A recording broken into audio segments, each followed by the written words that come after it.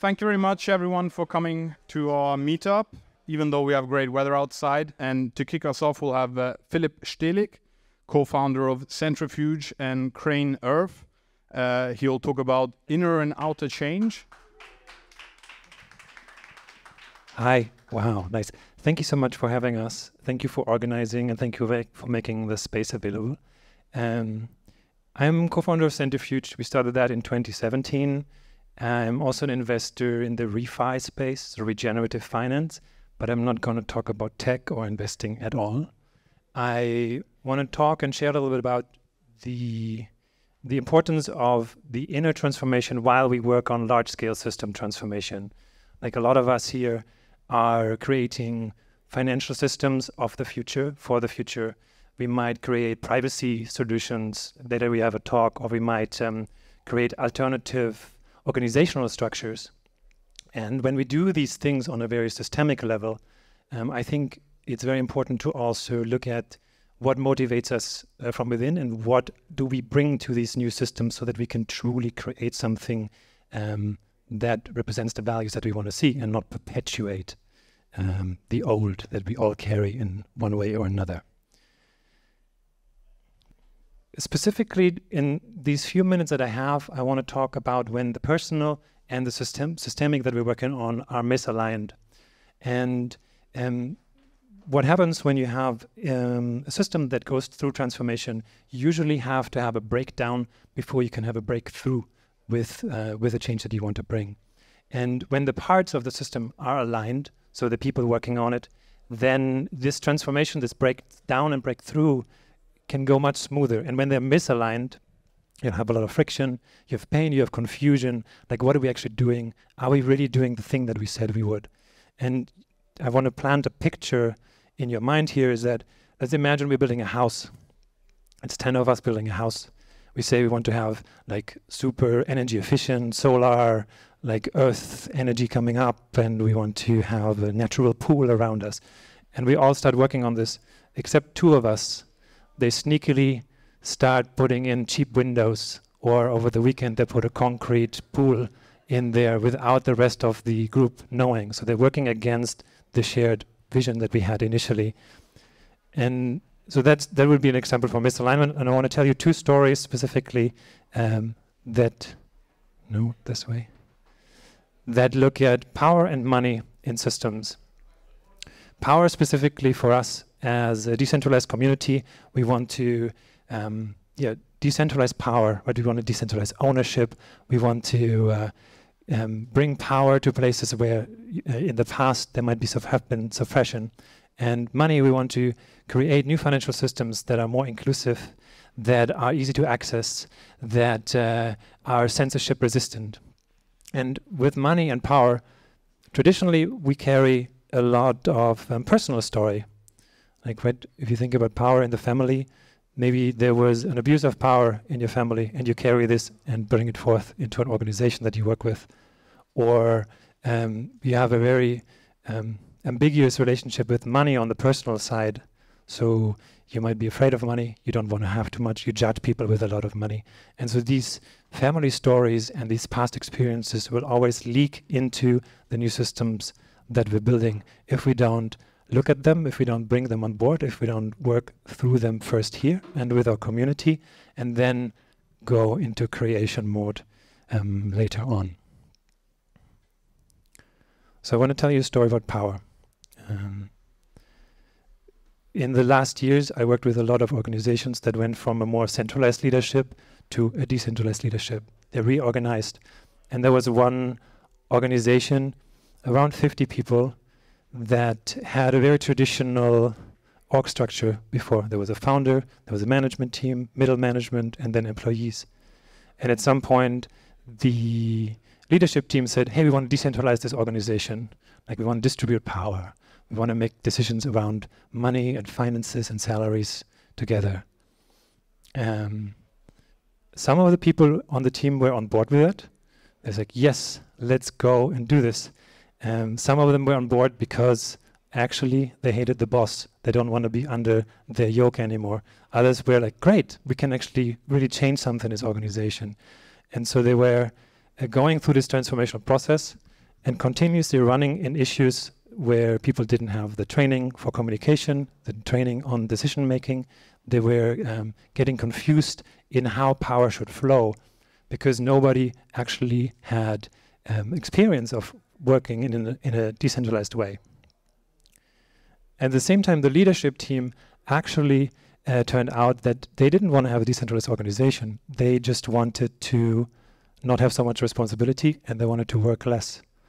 So the underlying motivations for decentralizing were actually not really helping the process of decentralization within the organizations. But there was a lot of confusion, a lot of friction, and a lot of pain actually in this process.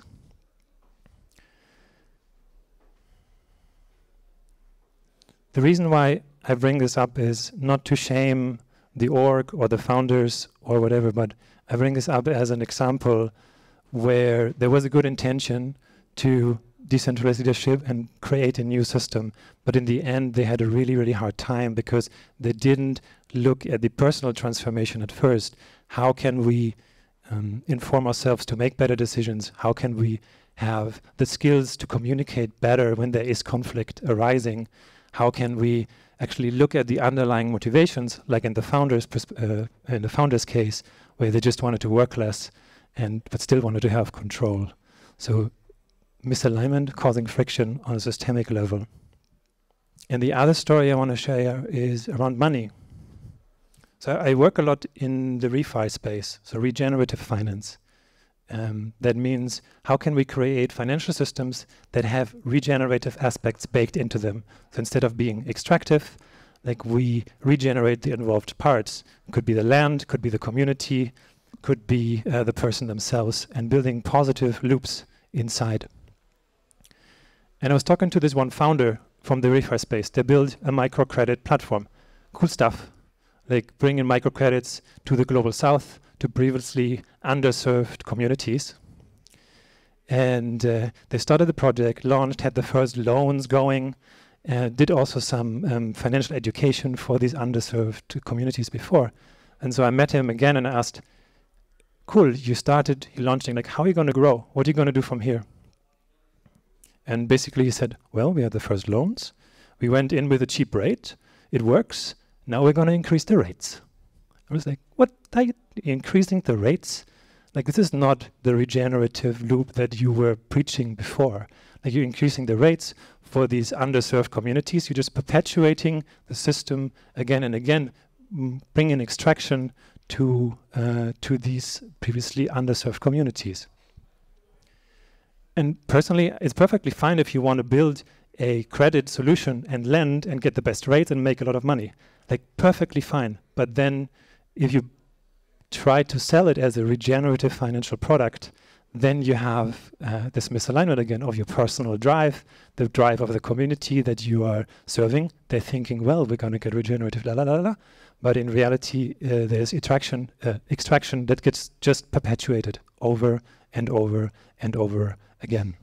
So that's an example from money, the money systems. And there are plenty more of these stories where I was actually just talking about a money game that we hosted at Funding the Commons, where a money game is bringing money into physical experience. So we play with real money, people bring cash, and we look at what does it mean to take money from others? What does it mean to give? How does that feel? And within these money games, over and over again, people who actually want to build regenerative financial solutions and have this wish, they come and get confronted with the fact that they don't want the cash, or that they just love hoarding it all, or that when they have it and somebody takes it, they get furious. So there is this, again, this very personal story and attachment to money, and bringing that into contact with the systems that we are working on. And I just want to say, I'm not advocating to do things one way or another. I'm just really giving a pointer to doing an inquiry of, how do I come to the table? How do I come to the systems that I'm building? And money and power are two really, really strong parts. And I want to quote Audre Lorde in this, is that for the master's tools will never dismantle the master's house, because they may allow us to temporarily beat him at his own game, but they will never enable us to bring about genuine change. And that, like, is for me, if I think about the new financial future or the new future of decentralized organizations, that we will need, like, we need these systems for the decades to come, because shit, in my opinion, is just gonna get worse, and we need to be able to rely on them, and we need to make sure that the things that we build are not based on the same principles as the last systems, and really try to leave that behind as good as we can along the way.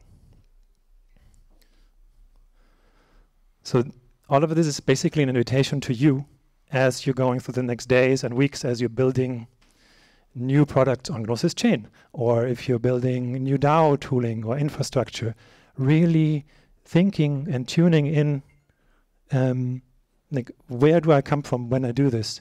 Am I perpetuating the stuff that existed? How do we do it in our team? Like, if I'm building these wonderful financial systems, how do we do finance in our team? Are we transparent with each other? Like, just having these questions and hopefully sparking one or two beautiful things from there. And lastly, I just want to bring in some practical steps as well, because, like, this could be like, what the fuck am I supposed to do? Things that I found worked really well for myself and also the teams and communities I worked with, I like it very practical, is increasing your awareness around this topic, around biases that you might hold. Like, you might have a bias against rich people or poor people, or a bias or cultural or historic notion against people from the global north or global south, or biases that live within your family when it comes around money or power. Like, really starting to become aware of these.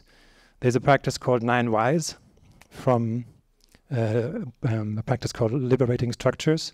Like, you can Google it. There's a practice called Project Clearing, where you become really clear of all the motivations for starting a new project, and also the shadow reasons that you might bring to a project. Like, a reason that lives in the shadow, like, I just want to be rich and famous, or whatever it might be. And increasing the awareness is already like 90% the way to get there. You can work with outside support. Like, you could work with folks who know cultural, historic background on the region or the community that you want to serve, and bring them in as advisors. You work with outside support as you're transitioning from a more centralized to a decentralized group. Or, like, the money game is something that I love and I host every now and then. We'll probably have one in Lisbon again in November, to play really an experience and be ingesting, digesting these things as they come up. So that's my invitation to you. I think we have time for questions. I don't really have any answers, but maybe I do. Yeah, that's it. I don't know, how much time do we have left? 5 minutes? So maybe actually I want to turn it around. Like, just from your experience in working in this space, like, have you discovered something where, like, the personal was misaligned with the systemic? And what did you do when you discover this? Could be during a transition, could be as you're building something and you're running into, like, old school thinking in yourself.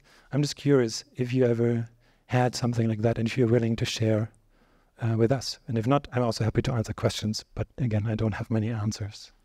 So what I've noticed in some of these environments that kind of irks me the wrong way, can you hear me? Is how much emphasis is given to the easiest way of bringing into tech, and not really in consideration of what is better for the human. So, like, finding a way that we can use the tech in an advantageous way and not to detriment how humans work. So a balanced, equilibrated use of tech. For example, solving the problem of too much tech by journaling. And then the way you get people to journal is by journaling on their phone and giving them a positive, like, payback for having journaled. But that doesn't get you away from the tech. that kind of a catch-22 situation. If you could give your opinion to that, that would be awesome. Thanks. What was your name? João. Is that one? Thank you. Okay. João Hooks. Okay, thanks. I don't have, as a great example, you want to get away from tech and you're using tech to journal in tech and getting away from the screen. So that's a cool example.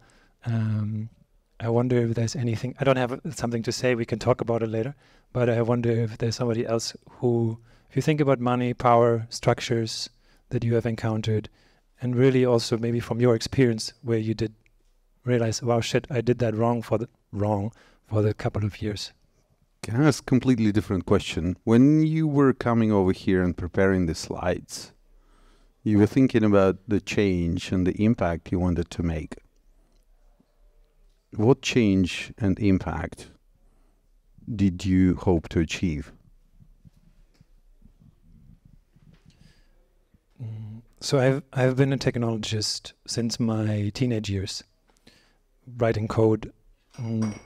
I ended up in Silicon Valley. I'm from Germany originally. I ended up in Silicon Valley.